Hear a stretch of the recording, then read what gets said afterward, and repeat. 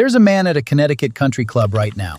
Plain navy crew neck, faded khakis, New Balance sneakers, the $42 ones, not the limited edition. He drives a 6-year-old Audi, not the new model. His watch doesn't have a name you'd clock from across the room. He manages a 9-figure portfolio.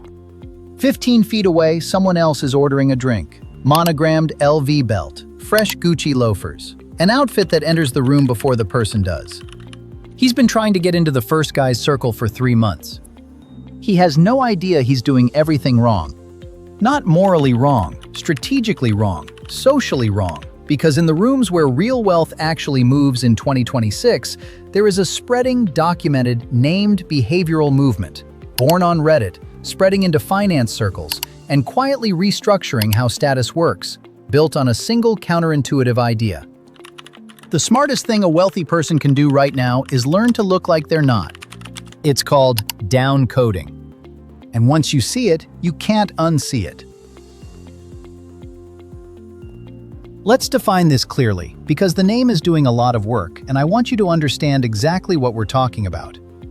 Downcoding is the intentional, strategic shift in how someone speaks, dresses, and spends, specifically to appear less wealthy than they are. This isn't frugality. It isn't minimalism. It isn't someone who's broke pretending everything is fine. This is someone who has money, choosing, with full strategic awareness, to signal the opposite. The term has been circulating in subreddits like r/financial independence and r/wealth, communities full of people who have quietly accumulated significant net worth and are now talking openly about how to move through a downturn economy without becoming a target. And the 2026 downturn matters here. Bernard Arnault of LVMH described 2026 as operating in an uncertain world, warning of geopolitical crises, economic uncertainty, and an unforeseeable disrupted context. LVMH itself reported a 13% fall in net profit for 2025. That's not just a company having a bad year. That's the single largest luxury conglomerate on Earth telling you that the era of conspicuous consumption is hitting a wall.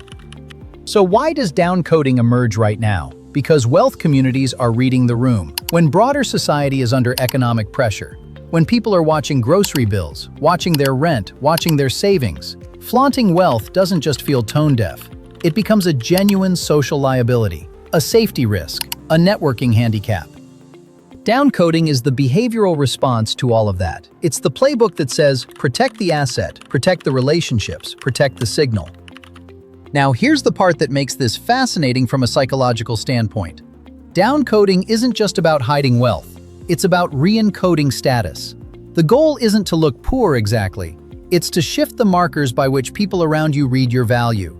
To move from loud signals that anyone can Google to quiet signals that only insiders recognize.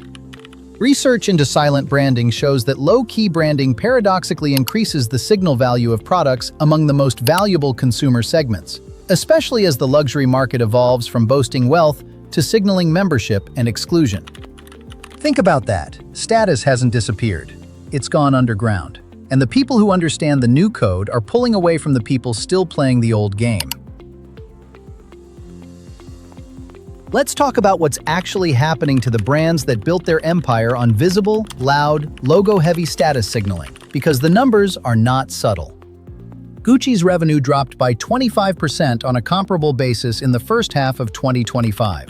Wholesale revenue, down 42%. Retail store sales, down 24%. That is a collapse, not a dip, not a soft patch. That's a brand that spent decades turning its monogram into the global status shorthand, and watching that currency evaporate.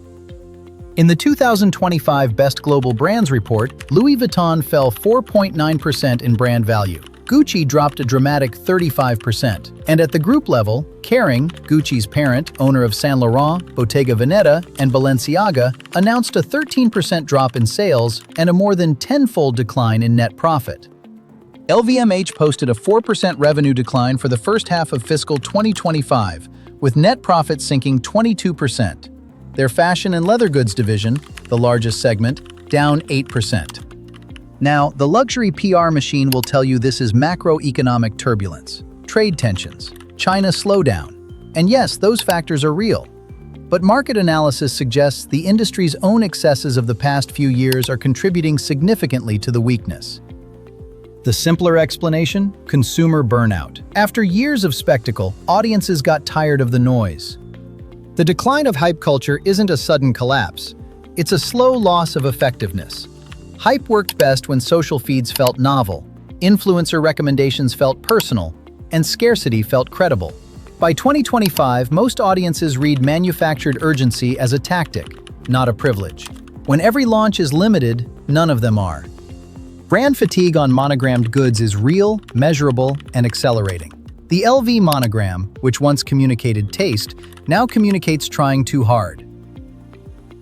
In the communities where downcoding has taken hold, that's almost the worst thing you can signal. Meanwhile, look at who's actually winning right now. Hermès grew its brand value by over 17% in 2025, a brand whose most coveted bags have no visible logo from a distance, whose customers have a multi-year waitlist, and whose items you can only identify if you already know. Brunello Cucinelli reported a 10% revenue increase, another quiet, logo-light, quality-forward brand. The market is sending a clear signal. Understated wins, loud loses. You've probably heard of quiet luxury, the succession-coded aesthetic, soft cashmere, neutral tones, no logos. It exploded in 2023. Google searches for quiet luxury increased by 614% year-over-year. Related terms like stealth wealth and old money style, up 990% and 874% respectively. Quiet luxury was the consumer-facing expression of something real. The idea that taste communicates more than labels. That real wealth doesn't need to announce itself. But here's the problem. Quiet luxury got commodified. Fast fashion brands started selling quiet luxury palettes. TikTok started cranking out how to dress old money on a budget videos. And suddenly the succession look was everywhere, which ironically made it loud again, just in a different register. The wealth communities on Reddit noticed, and their critique is sharp. Quiet luxury in their view became a fraud trend, a stylistic aesthetic without the behavioral and strategic logic underneath it. You can buy a beige cashmere sweater and unbranded pants and still broadcast your wealth through how you talk, where you say you vacation, what you casually drop about your investment portfolio. That's not downcoding, that's cosplay. By 2026, quiet luxury is no longer just about a beige sweater or a cashmere coat. It's evolved into an entire economic and cultural shift, driven by class signaling, online identity, and a generational fatigue with overconsumption. Downcoding goes further. It's behavioral, not just aesthetic. It changes what you say, not just what you wear. It includes speech patterns, not volunteering financial information, deflecting questions about status, reframing conversations away from consumption. It's the social equivalent of stealth mode. The new logic. Minimal branding communicates high value through build quality, tactile subtlety, fewer design elements, and long-lasting aesthetics that most people won't recognize unless they already know. The new inner circle isn't built on what you own, it's built on what you know. The signals have gone so quiet that only the right people can read them. And that's exactly the point. So what does downcoding actually look like in practice? What are the new markers?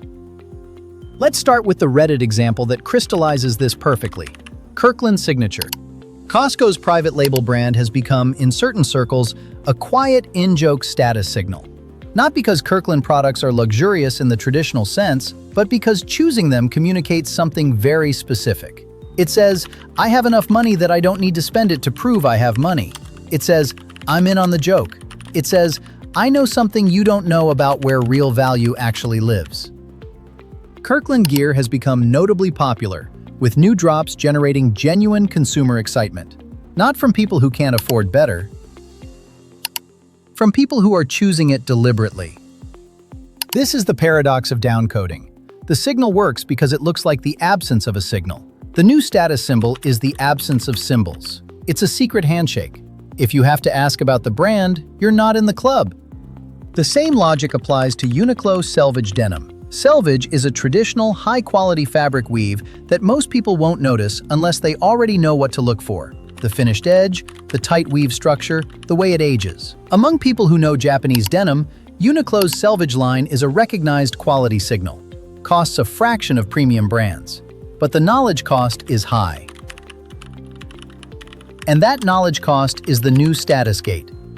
A McKinsey consumer sentiment survey found that more than 60% of high-income shoppers are now favoring quality over quantity buying behaviors, explaining the surge in demand for durable fabrics, tailored silhouettes, and subtle craftsmanship that doesn't need loud branding to justify its value. Brands like the Rowe and Brunello Cucinelli keep growing despite broader retail volatility, largely because of their commitment to minimalist design and exceptional materials. The new inner circle flex is taste literacy.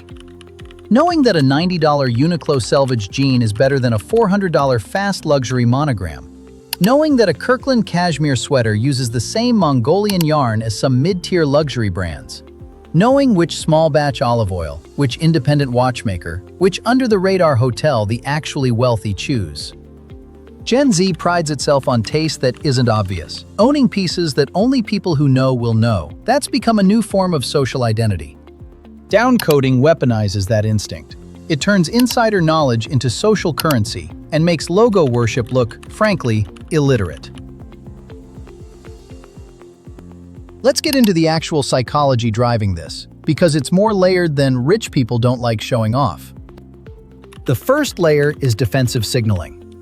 In a downturn economy, displaying wealth visibly creates friction. It invites resentment, attracts the wrong attention, and in an era of growing wealth inequality, it's a social liability in professional and social settings. At its core, downcoding is a risk management behavior. Post-recession anxieties and pushback against flashiness have been driving luxury towards subtlety for years now. Digital saturation and logo fatigue have accelerated the move toward minimalism.